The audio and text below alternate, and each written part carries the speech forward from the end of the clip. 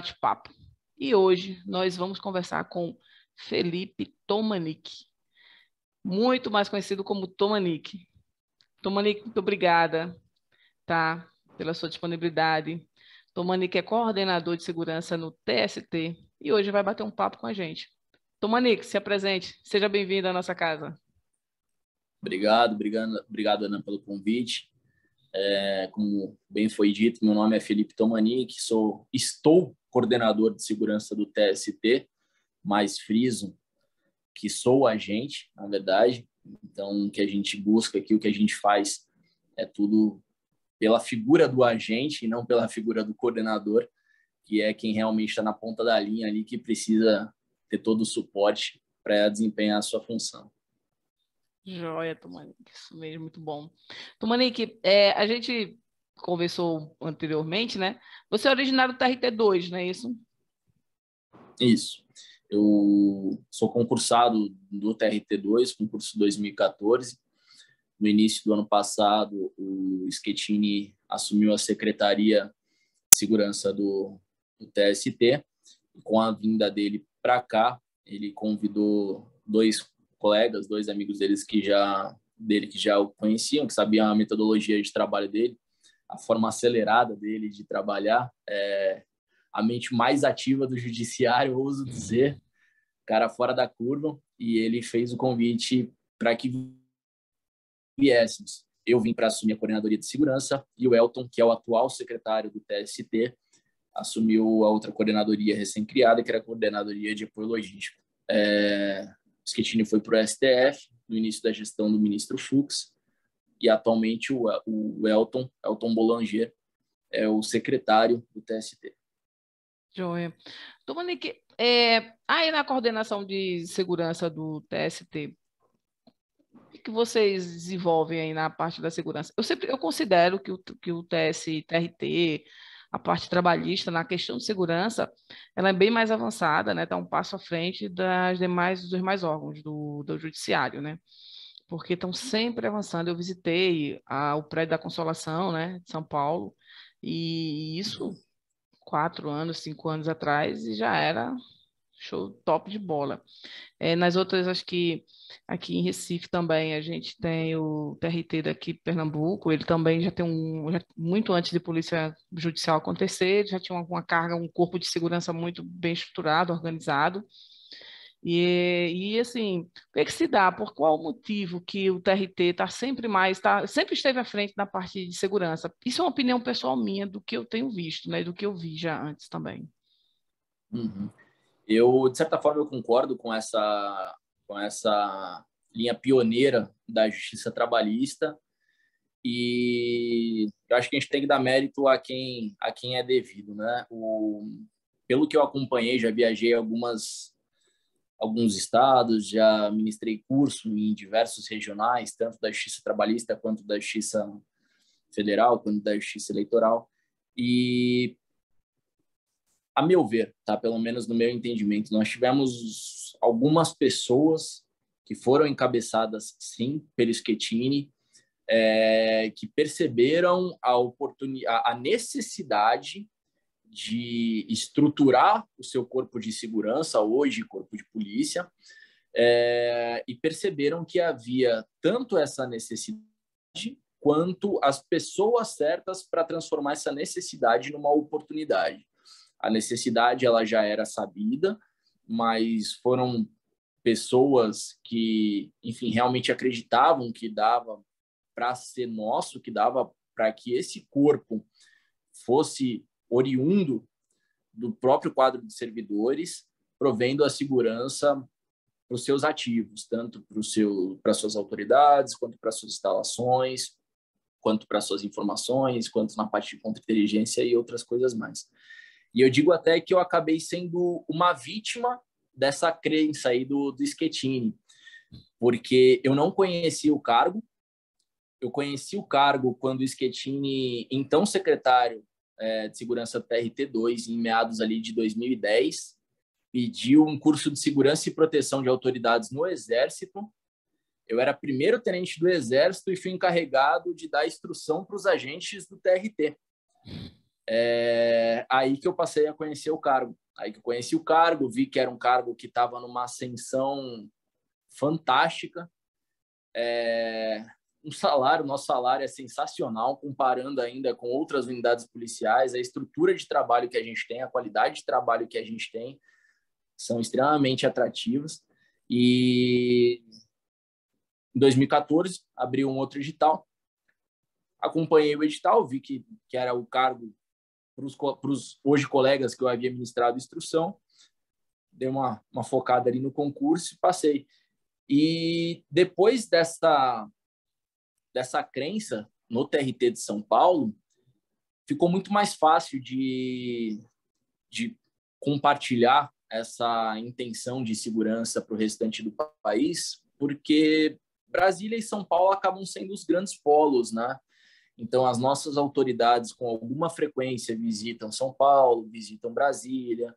As autoridades de Brasília visitam São Paulo e são assistidas pelos agentes de polícia de São Paulo. Então, eles começaram a ver, poxa, se é possível fazer nessa megalópole maluca chamada São Paulo, é possível fazer em qualquer outro estado. Então, eu acho que, nesse sentido, a Justiça Trabalhista, em especial o TRT2, acabou sendo pioneira no desenvolvimento da atividade de segurança / policiamento institucional, / segurança institucional. E, apesar de estar falando muitas vezes o nome dele, é porque é um cara que merece, com a vinda do Schettini para Brasília, a coisa tomou um corpo um pouco maior no aspecto nacional e em abrangência nacional. Mas só para deixar claro que essa é a minha percepção, tá? É uma percepção de quem já viajou um pouquinho institucionalmente e foi o raio-x que eu consigo identificar. Ah, legal. Eu acho que essa sua percepção é vista por muitos pares, muitos colegas também, o empenho, a dedicação, né? Toda a equipe que compõe também o Schettini, está sempre engajado nessa demanda, né? A gente, a gente quando a gente olha, né, que a caminhada foi longa, né, a gente veio aqui no canal o Darney e ele falou da caminhada, da jornada, são pessoas como eles que sabem que a vida deles não só diz respeito a eles, né, é muito mais. Eles sabem disso, sabem da capacidade que têm, sabem que podem transformar e eles usam essa expertise deles, eu diria que é um dom, a pessoa ter a expertise de transformar os ambientes, os momentos, e eu acho que Schettini, junto com outros colegas aí, tem feito isso muito bem, e eles estão de parabéns mesmo, e é uma coisa que estava precisando dentro da área da segurança institucional aqui do judiciário, né? O pessoal tá de parabéns mesmo, é um raio-x não só seu, eu acredito que muitos colegas veem isso também, todo o país. Você falou aí que você veio da caserna, é isso? Veio da área militar, né? Tem toda uma Isso. preparação militar e instrutor, né, de formação. É, você deu aula de instrução lá no curso de formação da primeira turma, da histórica primeira turma da Polícia Judicial, Tomanique. Fala para a gente como é que foi essa experiência, porque tá na história, né? E eu ainda tive a grata satisfação de ser a primeira aula, né? Então, eu ainda... O primeiro dia, né, a primeira aula do primeiro dia, após a abertura de outros cursos que estavam tendo na NP, entramos com o uso seletivo da força, era a matéria que me competia nesse curso, e foi um prazer que não há como descrever, ver a quantidade de órgãos que acreditaram, o tamanho do esforço, nesse caso em especial, do comandante Pena, do Hipólito, para fazerem a coisa acontecer da forma que atendesse a nossa demanda. Eu, até mais uma vez para registro, eu entrei como instrutor. Quem participou de toda a preparação, quem fez tudo, quem fez acontecer de fato, foram os dois. Foi o Hipólito, o Pena, na verdade foram os três, e o Elton, mas o Hipólito estava mais à frente por também ser instrutor, e o comandante Pena por ser uma demanda do CNJ, né? Então, foram pessoas que fizeram acontecer e nesse momento me convidaram para ministrar a matéria do uso seletivo da força. Já era uma matéria que eu lecionava no Exército.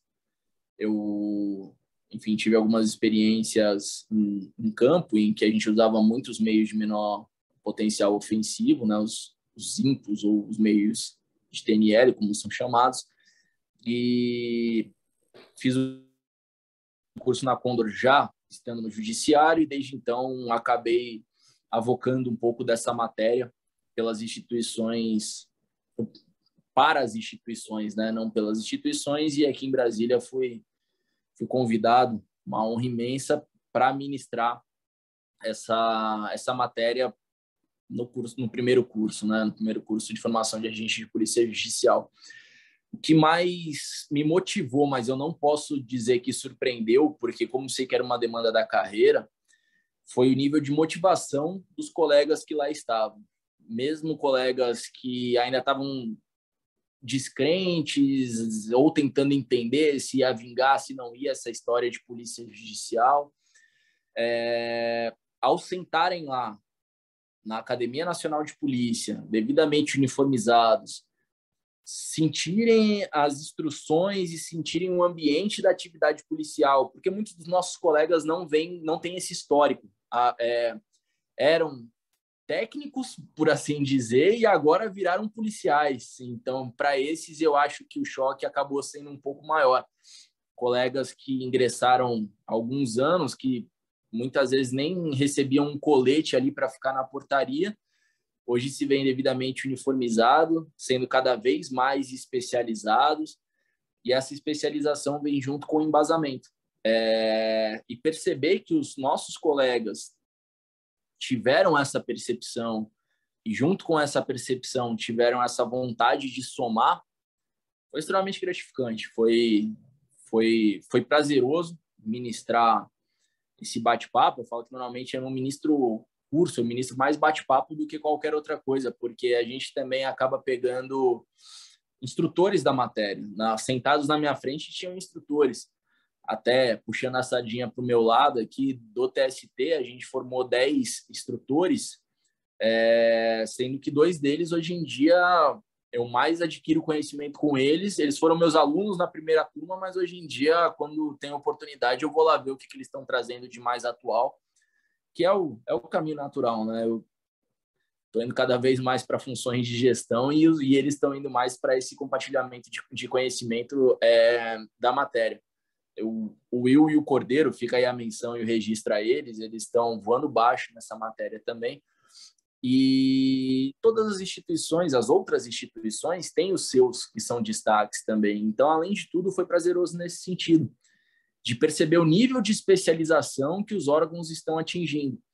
Os comentários que lá surgiam eram extremamente pertinentes. A troca de experiência, que eu acho que é o grande diferencial, quando a gente tem alguém do cargo na função de instrutor, eu acho que o grande diferencial ali, o que torna melhor a aceitação, receptividade e o entendimento por parte de quem está na figura de aluno, são as experiências, são os exemplos que são dados, são as experiências, são as ocorrências que cada um já teve dentro da sua instituição relacionada ao judiciário. Ninguém sabe fazer tão bem o nosso trabalho que nem a gente. Ninguém sabe as particularidades de uma unidade da justiça, ninguém sabe as particularidades de tratar com um magistrado, de tratar com os familiares de um magistrado, de tratar com o público que frequenta a casa judicial. Então, acho que essa é a grande diferença. Quando a gente está falando para colegas, quando a gente está falando para pares, essa troca de conhecimento, essa troca de experiências é bem gratificante. É gratificante e acaba se tornando mais proveitoso, né? Legal esse seu depoimento aí, mostrar que os colegas estão voltando a acreditar, né, na função, voltando a acreditar na atividade, né? Como a gente tem várias passagens de força, de reestruturação, e depois ela me parece que agora é um caminho, como já esteve aqui no Paraná, e ele falou, Ana, é um caminho sem volta. Ou a gente vai para bem ou a gente vai para o mal, mas agora é um caminho sem volta. E eu Acredito muito nessa nova roupagem, nessa força que a segurança agora, e esse caminho que a segurança tomou agora com a vinda da 344, tornando ela uma polícia judicial da segurança institucional, né? Tomani, que Até você... fazendo um comentário nisso que você falou, Ana, eu ouso dizer que a gente vai para o bem. Talvez a gente precise aparar algumas arestas aí nesse caminho que vai ser trilhado, mas agora nós temos todo o respaldo necessário para o exercício da função, nós temos tudo que a gente precisa. A gente tem atos administrativos que nos amparam, a gente tem resolução que permitem que a gente execute a função conforme ela deve ser executada, e a gente não está falando de discricionariedade de órgão A ou B, a gente está falando da chancela do CNJ. Então, ou seja, quem está abaixo do CNJ, logo todos nós que envolvem o judiciário, que estão envoltos no judiciário, estamos respaldados. É só fazer. Agora, tudo que a gente precisa de legislação está lá. Mais para frente a gente vai entender que precisa melhorar um determinado texto, uma determinada... Como acontece em qualquer norma jurídica, em qualquer norma administrativa, em qualquer lei, tá? Mas o caminho está lá, a base foi feita, foi muito bem feita, as autoridades compraram a nossa briga, concordo que por função de necessidade também, elas perceberam que o judiciário também se encontra num outro nível de exposição atualmente. Então, assim, sendo sincero, só depende do agente de polícia judicial, de mais ninguém. Não tem outra pessoa que vá fazer a diferença na sua função. É o agente de polícia judicial. Eu concordo com você, eu concordo plenamente, e eu digo mais, eu acho que cada um, dentro da sua unidade, dentro da sua gestão de segurança, tem que fazer o seu trabalho também, né, para dar continuidade a essa onda que tomou conta aí do judiciário na área de segurança, né? Tomani, que você falou que você deu aula, né, de uso seletivo da força, né, que chamavam-se de uso progressivo da força, que eu não achava tão adequado, porque progressividade significa que a gente vai avançando escadinha por escadinha e dava a entender que a gente tinha que subir os níveis, um nível atrás, sequenciado de outro, que não é verdade, né? A gente precisa ver o momento adequado de usar a técnica mais adequada nesse momento, no momento da ação, né? No momento de uma situação. E eu queria falar com você a respeito justamente da formação, né? Porque você vê, ó, tem colega que vem de força, tem colega que não veio de força, tem colega que passou por uma escola militar, por um curso de formação, e outros foram agora. E isso é muito legal. Eu acho que quem não passou deveria todos passarem por um curso de formação na área de segurança. E eu acho que o curso mais completo, uma das matérias mais completas, é justamente o seletivo da força, porque ele traz uma preparação geral para o agente que está sendo formado ali. Ele exige essa preparação do agente. Você, como instrutor do Exército, que é uma pegada diferente, né? A polícia do Exército, a atividade militar, a atividade, fim, direcionada o Exército tem, a atividade policial da polícia ostensiva ou da polícia penal, ela é diferente da nossa polícia, né? Ela é diferente, né? O nosso uso seletivo, ele seria destinado para o nosso dia a dia, a nossa realidade de público, a nossa realidade de ocorrências, tá? É uma visão que a gente teve num curso de formação que a gente estava tendo, acho que foi em 2019, onde Hipólito também engajou essa equipe. A gente participou junto com o Hipólito na instrução de um grupo de colegas, né, rodamos aí o país fazendo essa formação, essa reciclagem, e ele batia muito forte, olha, a gente tem que trazer isso para a realidade judiciária, formar a nossa linha de treinamento, a nossa identidade de treinamento, porque nosso público é outro, então o Paulo é muito engajado nesse tema de trazer os cursos, né, da área de segurança para a realidade com uma formação voltada para a atividade do judiciário, da segurança do judiciário. O que você enxerga ali do nosso agente policial? O que ele precisa? O que o agente policial hoje, né, precisa ter de formação para ele poder encabeçar, estar ali numa linha de frente da atividade do judiciário? Você que é um instrutor dessa área do seletivo da força. Ouso dizer que são, falando em particular da nossa função, a meu ver, ele precisa ter postura e conhecimento. São as duas coisas que ele precisa entender, que são diretamente relacionadas ao uso seletivo, proporcional, ou como está na lei, na 3.060, uso adequado. Se ele tiver com a postura, provavelmente aquela ocorrência não evoluirá para uma ocorrência de discussão, para uma ocorrência até mesmo de viés de fato, que, por sua vez, tende a não ser necessário o uso de algum instrumento de menor potencial ofensivo, e, enfim, e de não acabar de uma forma ali que a gente não pretende. E ele precisa ter conhecimento para saber o que ele está falando. Então, o senhor, a senhora não podem passar por aqui sem serem submetidos ao controle de acesso ao detector de metais. A gente trabalha com um público que costuma perguntar bastante, né? Mas por quê? Por que não? Vai ter um problema, provavelmente essa situação será escalonada. Essa situação sendo escalonada, o controlador daquela crise, que até esse momento é o agente, passa a ser outra figura que possivelmente até vai estar amparada por outros populares que estarão naquela mesma situação de que não querem ser submetidas ao controle de acesso. Então, se o agente tiver essa percepção de que ele estando bem postado, ele estando atento, ele estando ali representando realmente a figura do agente de polícia judicial, e isso não à toa que veio junto com o uniforme.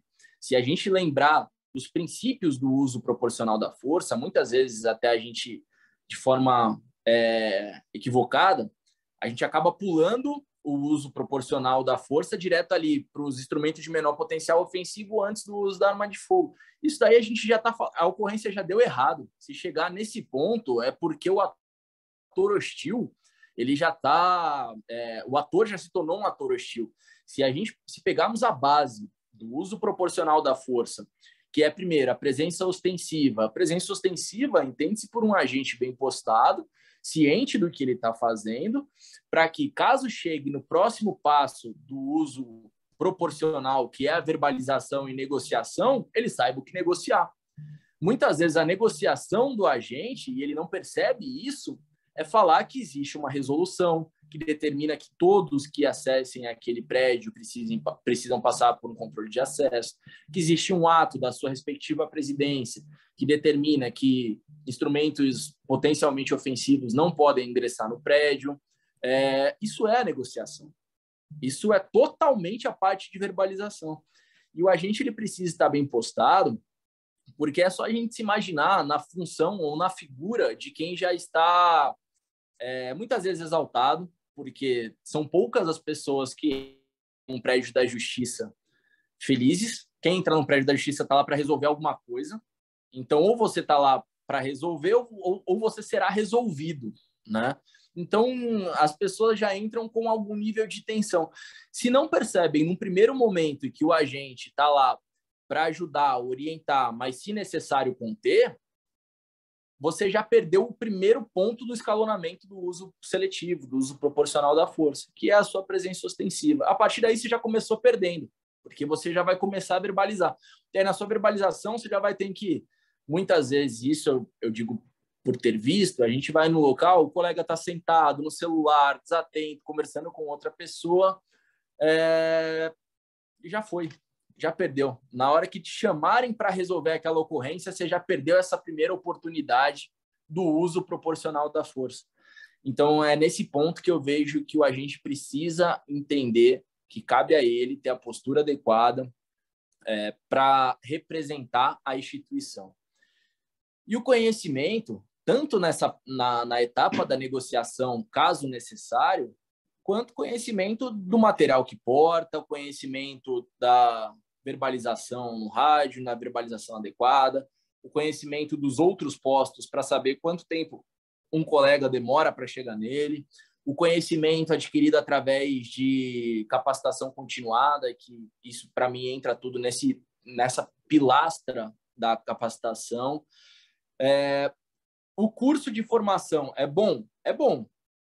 É necessário, é essencial, mas nada mais é do que uma pincelada. Não adianta o colega que fica lá 5, 6 anos depois sem ver nada do que ele aprendeu, achar que ele sabe ainda o que ele aprendeu no curso de formação que ocorreu em 2010, 2011, 12, qualquer coisa assim. A tecnologia é outra, as normas são outras, celulares surgiram aí no meio desse caminho, que hoje em dia nos ajudam, mas também podem ser usados como meio de intimidação para o nosso pessoal. Então, o conhecimento ele passa muito por essa questão da capacitação continuada, a meu ver. O dia que o agente entender que quando ele estiver no posto, na sua função, numa escolta de autoridade, enfim, fazendo qualquer uma das suas atribuições, que ele precisa estar bem postado por estar representando a justiça, ele já vai evitar uma boa parte do escalonamento do uso proporcional, do escalonamento existente possível do uso seletivo da força. A partir do momento que ele estiver imerso no conhecimento, ele basicamente sanou as duas possibilidades de uma ocorrência sair do seu controle, porque ele já ensaiou tantas vezes aquela situação, uma capacitação continuada, que a respiração não vai ficar ofegante, ele vai manter o controle da adrenalina, é improvável que ele faça alguma coisa diferente do que ele ensaiou tantas vezes. Ele já sabe que ao chegar lá ele vai verbalizar: senhor, senhora, essa ocorrência está sendo filmada, vai acionar a sua câmera GoPro, vai verbalizar conforme os atos que ele já verbalizou tantas vezes que ele não vai ter dúvida ali no que ele vai estar falando. É mais difícil ainda que essa ocorrência evolua. Tem chance de evoluir? Óbvio que tem. Por isso que a gente porta os equipamentos que são necessários, mas a gente já reduziu esse percentual a um nível tão baixo que são realmente os atores hostis que já estariam motivados a realizar o ato com ou sem a presença daquele agente. Então, para o agente, no dia que ele tiver ciência da sua postura, do seu conhecimento, no meu entendimento, ele atingiu o ideal do uso seletivo da força, mas que seja estranho esse paralelo, é mais ou menos nessa linha. Show de bola, Tomanique. Eu adorei aí a sua colocação. 2 pontos, matou aí o que nós usamos de triângulo. Eu geralmente não uso aquela piramidezinha. Eu adaptei para um círculo, porque a gente não sabe o momento que a gente vai ter que usar a força necessária, né? Mas a postura e o conhecimento matou tudo que a gente precisava ouvir com relação a esse tema. E digo mais, transferir a responsabilidade para o segurança, né? O segurança contratado. Infelizmente, a gente tem visto e a gente pede aos colegas: assumam o seu posto, né? E ali quem está na liderança naquele momento é você, e ele é o seu colaborador, né, que vai lhe apoiar nas ações. Mas muitos deles transferem, alguns colegas transferem aquela responsabilidade, como você falou, fica sentado, observa o celular, enquanto o vigilante ali está à frente de toda a atividade, e aí some aquela postura que você tanto falou aí nessa sua explanação. Show de bola, muito bom mesmo, muito bom. Então, Manique, falando em TNL, né, hoje a polícia, é muito compreensivo, a polícia judicial, porque a gente está numa coisa de armamento, né? Arma de fogo, compra de arma de fogo, porte de arma. Os colegas querem isso, querem utilizar a arma, querem um porte de arma, querem que a instituição compre a arma. E eu acho que a gente precisaria entender a necessidade da arma dentro de uma atividade da polícia judicial. Porque a polícia judicial ela não tem ocorrências que tragam armamento, arma de fogo para dentro do prédio. É uma coisa assim que só se chegou ao extremo, né? Nas devidas escoltas, sim, aí precisa sim, mas é um grupo específico. E os armamentos, as forças, os armamentos menos letais, de menos potencial ofensivo, os TNLs, você acha que o judiciário deveria olhar mais, o pessoal da Polícia Judicial deveria também dar mais importância e buscar mais utilizar esse armamento, principalmente dentro do prédio, que é onde acho que a gente tem mais utilização, pode ser que mais a gente precise dela do que propriamente uma arma de fogo? Vamos lá, vou responder aqui sua pergunta em duas etapas. Primeiro, sim, eu acho que cabe aos agentes, às instituições e aos agentes equiparem da forma mais adequada o seu público, o seu corpo de agentes, e o agente, sim, deve usar, porque também não é incomum você rodar algumas instituições que a instituição comprou, mas o colega, às vezes, por não estar habituado, eu vou num posto ali que é sem novidade, como é dito no jargão, e aí vai sem equipamento adequado. Se acontecer qualquer coisa ali, ele está desguarnecido. Então, cabe sim o entendimento do agente de que ele vai para o posto com o devido equipamento, ele vai portando seu deck, seu bastão retrátil, seu espargidor ali conforme a instituição fornece, né, conforme o material que foi fornecido pela sua instituição. Mas em relação à arma de fogo, eu tenho uma visão um pouco diferente da sua. Eu acho que a gente precisa atuar nas duas linhas em conformidade. A gente tem, sim, os agentes que são envolvidos nas escoltas, que esses é indiscutível a necessidade de especialização, do uso de armas curtas e armas longas. A gente não pode esquecer que, se for um atentado planejado contra uma autoridade do judiciário, não vamos achar que vai ser aquele assalto de farol que o Peba lá vai vir com 32. Tende a ser uma coisa planejada, tende a ser uma coisa com armamento de grande calibre, e a gente precisa, pelo menos, conseguir fazer frente para extrair a nossa autoridade sem danos ou com o mínimo dano possível, né? Então, esse lado da escolta é inegável, isso é ponto comum. Agora, nos prédios, de forma geral, eu já vejo que tem diversos postos de postos e funções em que a arma de fogo se faz necessária também. Entre elas, todos os postos que a gente tem contato externo, tudo que está vindo da rua antes de ter passado por qualquer tipo de controle de acesso, a gente não sabe o que vai estar vindo de lá. É possível que alguém, ao perceber que a casa caiu, né, que identificaram a arma dele ali num raio-x, num pote, dependendo da motivação desse ator hostil, é ali que ele vai agir. Então, ali é um ponto que eu vejo como necessário o uso da arma de fogo para repelir a injusta agressão da forma adequada, na mesma moeda ali a ser trocada. Postos que trabalhem com controle de acesso primário, acesso veicular, são lugares que a gente não sabe o que pode surgir, né? O que pode aparecer na nossa frente. Outros postos e funções, eu digo isso pela realidade das duas instituições que eu já trabalhei, é bem comum a gente ter um acionamento. Já nos acionam atrasados, sabe? Já estão te esperando lá e precisa escoltar agora. São funções que até aquele segundo eram funções administrativas ou funções internas, só que numa questão de menos de 30 segundos você está embarcado numa viatura para dar apoio a um colega, para dar apoio a um magistrado, para dar apoio a um oficial de justiça numa ocorrência ou numa diligência que tenha saído do controle. Então, esse é um outro lado que eu vejo também a necessidade de grupos ou pessoas trabalharem ali armadas. E outras tantas funções, não é a realidade da justiça trabalhista, mas unidades em que tenham um fluxo carcerário, de público carcerário muito significativo, havendo uma possibilidade de resgate ou execução de algum apenado que esteja lá para prestar um depoimento ou qualquer coisa assim, a gente tem que também estar preparado.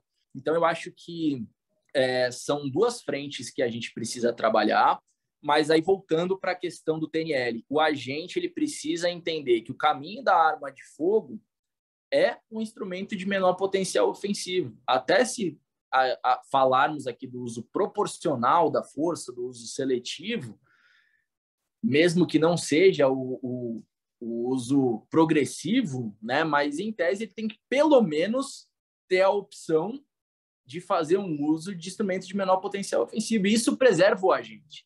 Se ele só tiver com a sua pistola trabalhando no interior do prédio, na hora que der a ocorrência, de duas uma, ou ele saca a pistola e fez besteira, porque era uma ocorrência que não demandava o uso de uma arma de fogo.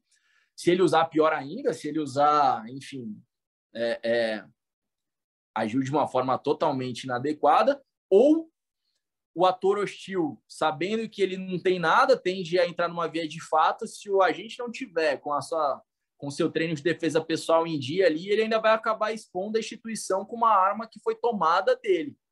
Então, por isso que o uso da arma de fogo ele é dependente do conhecimento e do uso dos equipamentos de menor potencial ofensivo como um todos. E as instituições têm adquirido a percepção que tenho do que os colegas pedem aqui para a gente ajudar enviando TR, ajudar enviando justificativas de compra, é que as instituições entenderam que é um meio necessário. Óbvio, as instituições têm ali a sua variedade de marca, de equipamentos a serem usados, mas, de forma geral, houve essa compreensão em boa parte das instituições.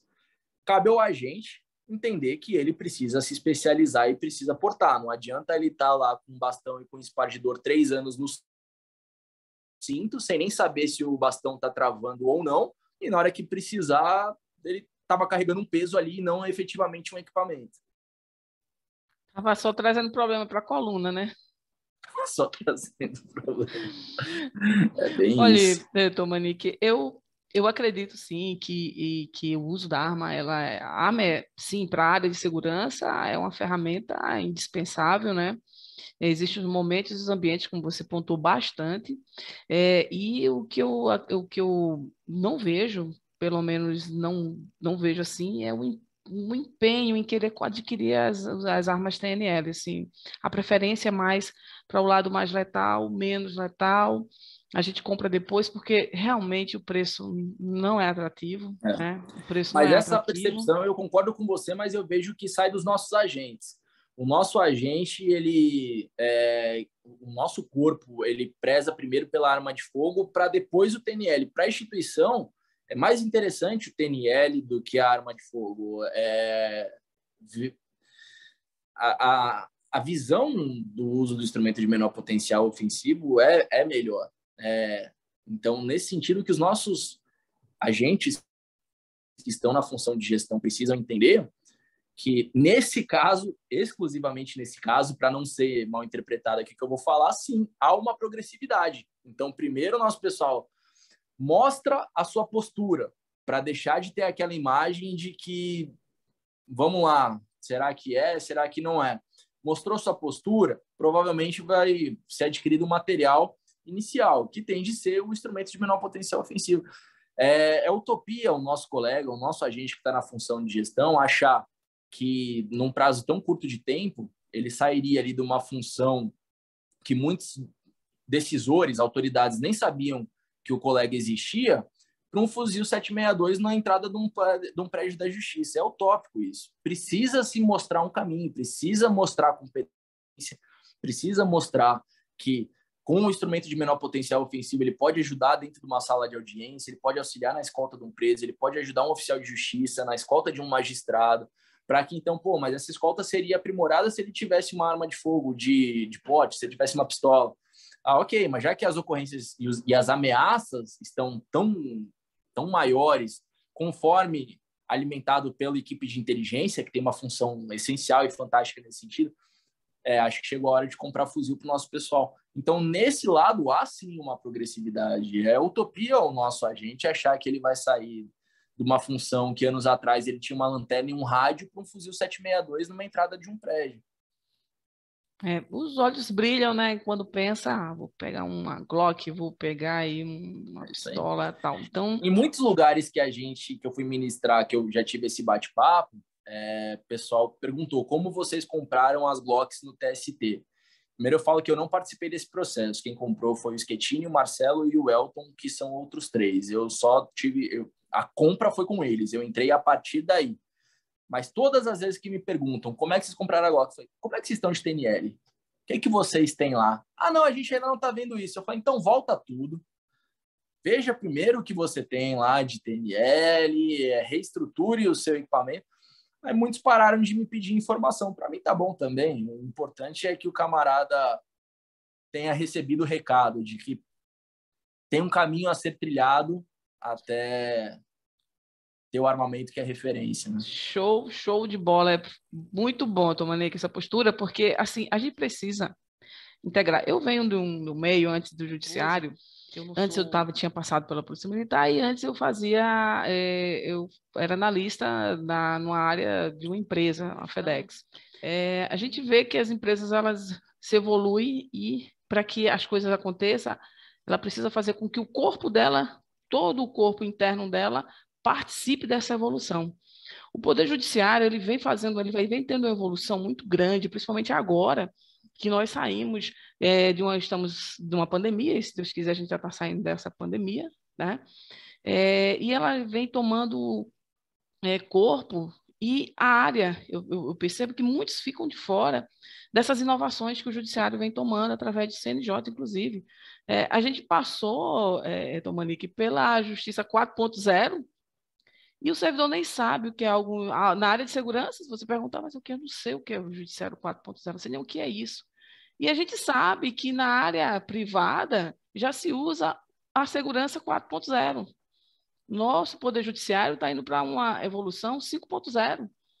E o nosso corpo interno de segurança continua naquela coisa de eu quero a arma, eu quero a arma. Então, assim, quando você coloca essa postura que diz, assim, volta a fita e vai buscar lá o teu TNL, porque você está na visão aí já pulando para 5.0, que é isso justamente aí. do lado humano, trabalhar o ser humano, cuidar do ser humano e ser criativo nas soluções do assunto. Então, na solução de um caso.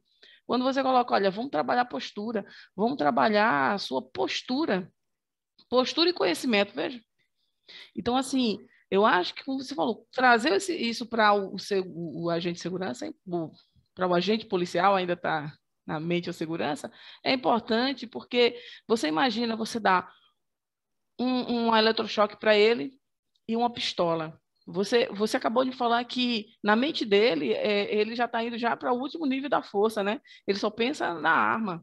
Aí, numa ocorrência, ele está tão bitolado naquele cenário, na mente dele, o cenário dele é a arma, que ele esquece até de que ele tem um eletrochoque que ele pode utilizar, ou que ele tem outras formas de resolver a situação. Então, assim, é importantíssimo. Tá de parabéns essa postura, Até levando essa só informação. ainda complementando, nós temos instrutores de tiro aqui que são fantásticos. E algumas vezes a gente papeando em instruções que eles dão pelo Brasil, e eu tive essa oportunidade, às vezes a gente está na instrução de tiro em que, em tese, as pessoas estão lá para aprender a aprimorar alguma técnica de tiro, e são lançados gatilhos, por exemplo. Eu peço para o meu pessoal estudar ali, se preparar conforme a legislação daquele órgão. Então, exemplo, está na Justiça Federal de Pernambuco, vê qual é a resolução lá, tal, de controle de acesso. Muitas vezes, ao trazer essa resolução que é daquela casa, alguns colegas não conhecem ainda. Então, aí fica a reflexão, será que é a hora da gente focar só no conhecimento do disparo da arma de fogo? Ou será que se a gente colocar todo mundo numa sala, bunda na cadeira e pegar toda a legislação que ampara a função do nosso agente, será que isso também não é uma instrução tão interessante quanto até a gente chegar lá na hora do uso da arma de fogo? É restrito o ingresso de instrumentos potencialmente ofensivos. Ok. Agente fulano, o que é um instrumento potencialmente ofensivo na sua visão? Comumente a gente vai ver que é uma faca, alguma coisa assim. Pô, será que não é interessante a gente pedir apoio de uma unidade que saiba um pouco melhor, mostrar ali, passar um explosivo num raio-x, para esse agente saber fazer essa identificação, para que isso tudo vai estruturando a mente desse colega até a arma de fogo ser simplesmente mais uma ferramenta de trabalho como é. quem veio de força, eu estou com 17 anos agora desde o Exército, é um material de trabalho como computador. Você usa se necessário, mas sai aquela mística de que arma. Sou totalmente favorável à arma de fogo, acho que todo mundo que quer deveria ter. Acho que sim, o porte do agente ele é o futuro, não tem como a gente desvirtuar disso.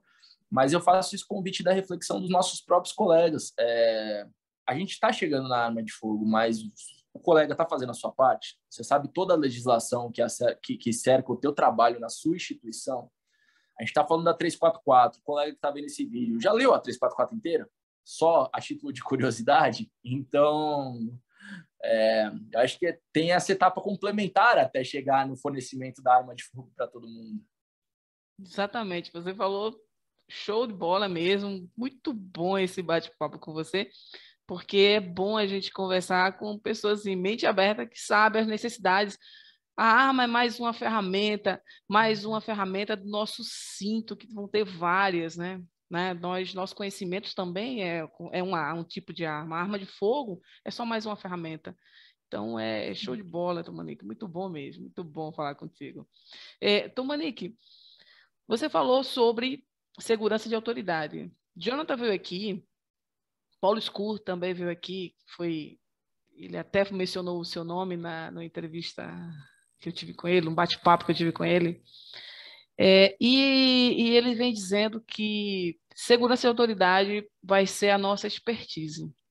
Polícia Judicial e segurança e autoridade, a gente vai ser perito no assunto de segurança e autoridade. E até eu conversei com o Paulo e disse, Paulo, eu concordo, mas a gente precisa. Aí eu vou botar de novo naquele ponto. A gente precisa adequar a nossa segurança e autoridade para o modelo, para o nosso público, né? Nossos magistrados, ministros e servidores, quando necessário, nosso público. Segurança de autoridades, Tom Manique, falando de uma forma assim mais, de uma forma geral, porque é um curso mais específico, que requer sentar um pouco a bunda na cadeira para entender cada personagem ali quando ele está numa escolta, quando ele está fazendo a segurança, não é sair com seus instrumentos de trabalho acompanhando e ficando ali e indo. Você não é o sombra de ninguém numa área de escolta. Você está ali, você tem um papel. Cada personagem ali tem um papel e tem a sua função e a sua missão. Falando de uma forma simples, para os nossos colegas, segurança de autoridades dentro do Poder Judiciário, como que você enxerga uma preparação para uma equipe específica? Tem que ser sempre os GES? Pode ser todos? Como é que você prepararia um efetivo para isso? O que eu percebo é que o colega que ele está ali fazendo um controle de acesso, ele não percebe que ele compõe a célula de segurança e proteção de autoridade. Ele é a célula ostensiva. O que adianta você ter feito toda a tua escolta com veículos blindados, apoio aéreo, e aí passa alguém com uma pistola no controle de acesso e reunião com a autoridade que estava sendo protegida até aquele momento, perdeu o seu principal ativo, a autoridade sofreu o atentado, enfim. Então, colega, toda essa preparação que a gente está falando, de saber os atos, de estruturar com equipamento e conhecimento, ele passa, tudo isso é a parte de segurança e proteção de autoridade, tudo isso. A célula ali, mesmo o Mosca, que é ou agente especial, que é o responsável pelo acompanhamento aproximado e direto da autoridade, ele entra num nível de atenção um pouco mais relaxado quando ele entra na sua unidade de trabalho, quando a autoridade entra no seu gabinete. E quem vai ter reunião com aquela autoridade, a célula de segurança aproximada entende que já foi submetida ao controle de acesso feito pelo agente que está no ostensivo, feito pelo agente que está uniformizado, com seus instrumentos de menor potencial ofensivo, apoiando o vigilante no portal. Então, sim, eu concordo com um colega quando ele fala na parte de segurança e proteção da autoridade. Creio até que ele deve ter sido meu aluno no SegAuto, que é um discurso que eu uso bastante, explicando isso para todos, que a nossa função, o carro-chefe, é segurança e proteção da autoridade. Só que o colega que está uniformizado ainda não percebeu que ele compõe essa célula. A segurança institucional protege ativos. A gente não protege a segurança pública, a gente protege ativos específicos compostos que no nosso caso são as autoridades, os prédios, a informação, as instalações, a informação e outras coisas mais. Então, e o nosso principal ativo, obviamente, são os nossos protegidos, né? Em relação ao uso do GES, eu concordo com priorizar equipes especializadas, afinal é um trabalho que tem um nível bem elevado ali de exposição, e não só exposição do agente, mas exposição da imagem também do protegido. Mas eu acho que não só. Eu sou bem adepto a uma modalidade que surgiu lá em São Paulo, em que todas as escoltas era levado pelo menos um colega numa função de asa que não compunha grupo específico. Para esse colega ir aprendendo, e esse colega ir vendo como funciona, esse colega na função de sombra, ele tinha suas atribuições, mas não eram atribuições que impactavam diretamente no deslocamento da célula, numa reação ali em caso de necessidade. E com isso a gente ia treinando aquele colega para, numa eventual necessidade, já temos um efetivo maior preparado, e também para estimular todos os colegas, para que aquele colega perceba o seguinte: o GES, ou o Grupo de Operações Especiais, ou a SOI, que é o caso de São Paulo, que é a Seção de Operações Especiais, os caras são muito feras, mas eles são feras que nem eu, porque eles são feras que nem um agente. Eu sou um agente de polícia judicial. Se eu quiser me preparar e treinar, aqueles equipamentos são da instituição, não são deles. Eu vou estar lá junto com eles. Eu só tenho que estar disposto a me sacrificar, porque o GES e o SOI, de forma geral, o volume de trabalho é significativamente maior, o peso da mochila é mais pesado, e, na verdade, o que a gente consegue fornecer para esses colegas é mais ralação, né? Porque a gente coloca eles para fazer curso, então tem que ser um pessoal que goste mais ali mesmo da pegada. Mas a gente tem muita gente com esse perfil na nossa instituição. Principalmente o pessoal que ainda está trilhando o início de uma jornada no judiciário, tá chegando com a faca travada no dente ali, doido para fazer. Então vamos explorar esse potencial. Coloca ele junto com o mais antigo, que vai ser a maturidade da ocorrência ali, enquanto o novato vai ser o sangue e suor, e no final a gente ganha com todo. No final a gente vai ter o corpo institucional preparado para atividade de segurança e proteção de autoridade. E isso, eu bato muito quando eu vou fazer esse bate-papo de segurança e proteção de autoridade com o pessoal. Eu falo, o agente que está lá no controle de acesso, ele precisa entender que ele é a primeira barreira. Ele precisa entender que, se ele falhar, a consequência dessa falha vai ser o mesmo que se o mosca não conseguir extrair a autoridade na hora de um ataque. Então eu vejo dessa forma, eu vejo que todo mundo precisa estar preparado. O agente que está no ostensivo, ele precisa entender que, se houver um ataque, se entrar um atirador ativo num evento, alguma coisa assim, é a função dele neutralizar aquele ator hostil para que a célula aproximada consiga extrair com a autoridade. Se ele correr para a autoridade, ninguém vai neutralizar o ator hostil, provavelmente ninguém vai conseguir tirar a autoridade porque vai morrer todo mundo. Então, eu acho que a nossa preparação do agente de polícia judicial, ela tem que ser voltada para a segurança de autoridade, mas para essa segurança de autoridade que eu estou descrevendo, que é essa segurança ampla que começa com um vigilante lá na portaria pedindo para ver o crachá da pessoa que está ingressando no estacionamento externo ainda da instituição. Show! Muito bom, show de bola. Você vê, o conjunto, não adianta. A gente costuma dizer em segurança, né, que a corrente tem a força do seu elo mais fraco, né? Então, se a gente não cuidar do elo mais fraco, não adianta toda aquela força, que aquilo ali não vai dar resultado, porque foi quebrada a corrente, de certa forma, né? Muito bom. Tonic, você falou aí sobre a SOI. É um grupo específico do TRT? Do TRT de São Paulo. Eles têm essa nomenclatura específica, a Seção de Operações Especiais. São colegas, são diferenciados, tá? Eles são abnegados ali de tudo que fazem. Quando eu estava lá, eu estava numa outra função, eu não pertencia à SOI, eu chefiava a unidade de inteligência, que é a unidade que trabalha mais próxima à SOI. As duas unidades são subordinadas diretamente à secretaria, Então, as duas unidades trabalham muito em conjunto. E a SOI, por si só, ela tem um efetivo pequeno. O efetivo da SOI não é o suficiente para o volume de missões que chegam em São Paulo. São Paulo é um mundo em uma cidade. A solução para isso foi pegar todos os agentes motivados e dispostos a somar que existem espalhados em diversas funções. E tem muita gente que está disposta a ajudar. E esses agentes participam da capacitação continuada junto com a SOI. Então, mesmo que esse agente que hoje está no portal, é por isso que eu digo que eu estou coordenador, eu sou agente, amanhã eu posso estar no portal, amanhã eu posso estar conduzindo uma viatura, amanhã eu posso estar fazendo um trabalho de inteligência, tá? Então, esse agente que hoje está na função de segurança de instalações em um determinado prédio, amanhã ele está na segurança de um ministro junto com a SOI. Para isso, ele participa do mesmo treinamento que a SOI, verdade seja dita, uma frequência menor. A SOI treina no mínimo 3 vezes na semana, no mínimo. E esses agentes que trabalham em apoio costumam participar de um desses treinamentos na semana, porque esse agente tem outras funções. Mas quando há necessidade, ele tem plenas condições de apoiar esse evento. O que o nosso pessoal precisa entender, e isso não só os nossos agentes, mas gestores e até mesmo grandes decisores das instituições, é que o nosso cargo, ele requer que o agente esteja treinado e especializado. Então, sim, fazer uma atividade física durante o horário do expediente é trabalho? É. Para o agente, é. Ele precisa estar preparado.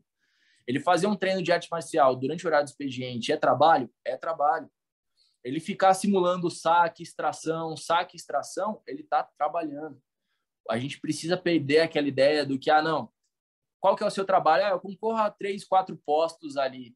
Tá, e o restante? Ou você está no apoio, que também é um posto, no meu entendimento, ou você está treinando. Não existe a situação de você estar de bobeira na frente do computador, fazendo alguma outra coisa. Não existe. Isso não compõe o nosso horário de expediente. Não deveria compor o nosso horário de expediente. Então, ou a gente está empregado, ou ele está descansando de casa, está de folga, não está em ato de serviço, ou ele está se preparando.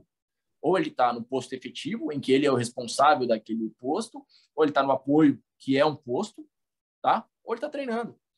É bem interessante essa sua colocação, porque nas unidades militares, às terças e quintas pela manhã, a gente tem, todo mundo é liberado para poder se preparar fisicamente, né?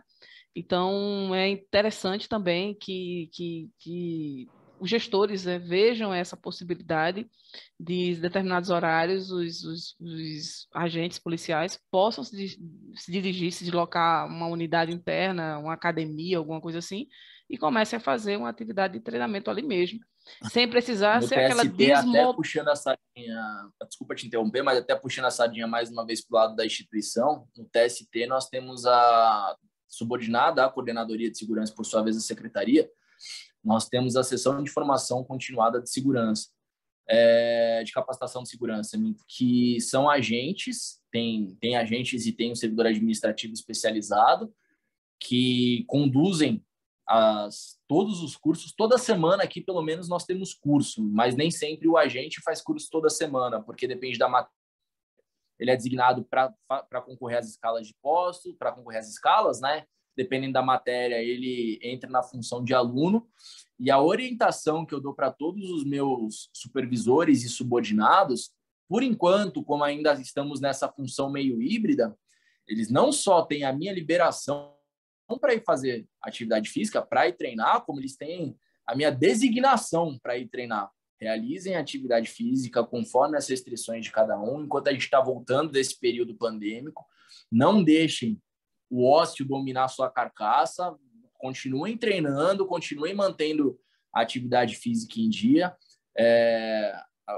A saúde corporal ali alinhada com a saúde mental, evita que o colega se exalte numa ocorrência, que ele se envolva emocionalmente com aquela ocorrência.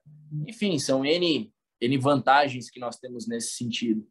E o convite que eu faço para quem está na minha posição de coordenador, de chefe, é isso. Pensem nesse horário para que os seus agentes também possam fazer esse tipo de treinamento, porque depois a gente cobra.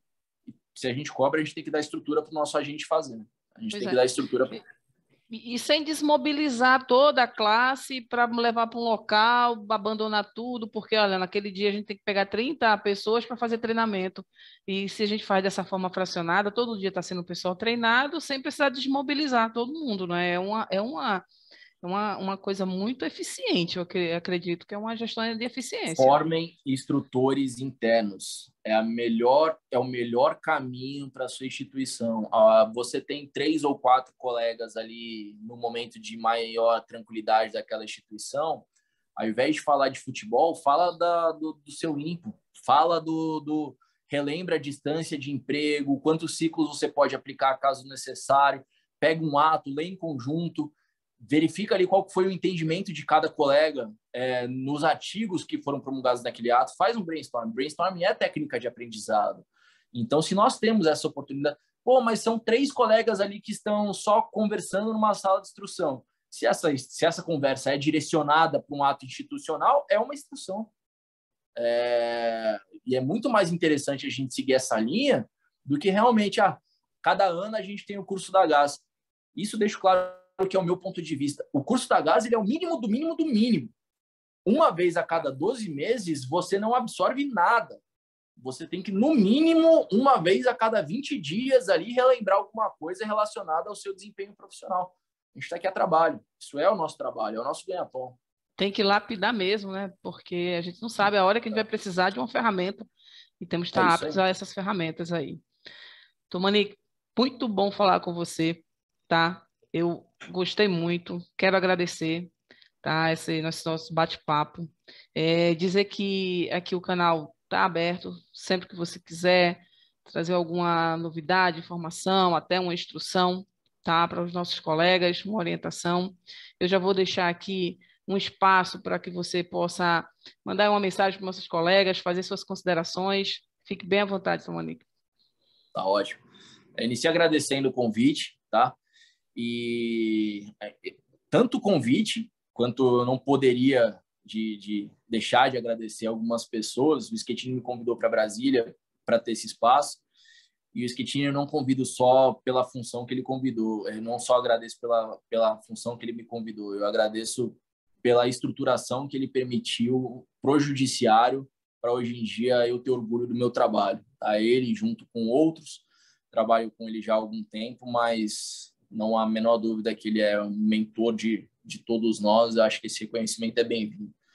O Elton, que é o secretário, também grande amigo e direciona a boa parte aqui do que eu tenho de ideia, algumas coisas até de algumas invenções, ele até acaba me ajudando ali a tomar os melhores caminhos, né? Os agentes daqui do TST, digo que foram as melhores surpresas que eu tive ao chegar aqui. Não sabia como seria, não conhecia tão bem Brasília, mas a imagem de Tribunal Superior é que seria uma segurança diferente. E na primeira semana, no primeiro dia que eu sentei aqui, eu me vi entre amigos e pessoas que estavam a fim de fazer acontecer, que estavam entendendo que ainda vamos junto, vamos fazer o negócio acontecer. Então não tinha como passar sem falar dessas pessoas em especial, tá? Para os nossos agentes, acreditem que para os nossos agentes, digo para os agentes de polícia judicial, o que a alta gestão pode fazer está sendo feito, tá? É o camarada reclamar menos e fazer mais e pensar no que ele está contribuindo. Ele quer aposentadoria especial, ele quer pote de arma, ele quer tal. Bacana, você sabe todos os atos que regem a sua função?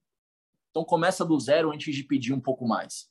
Eu acho que é o nosso próximo passo, é o nosso agente entender que depende muito mais dele do que da alta administração, porque a alta administração já se mostrou favorável ao nosso pleito, já se mostrou favorável, já entendeu a necessidade de que haja essa especialização. Agora depende da ponta da lança. Não adianta nada a administração falar, pode ter arma. O camarada que não quer correr atrás, não quer pegar o conhecimento, pega a arma, faz besteira, acabou. Acabou para aquela instituição. Eu ouso dizer que durante a gestão daquela presidência, aquela instituição não vai ter mais nada.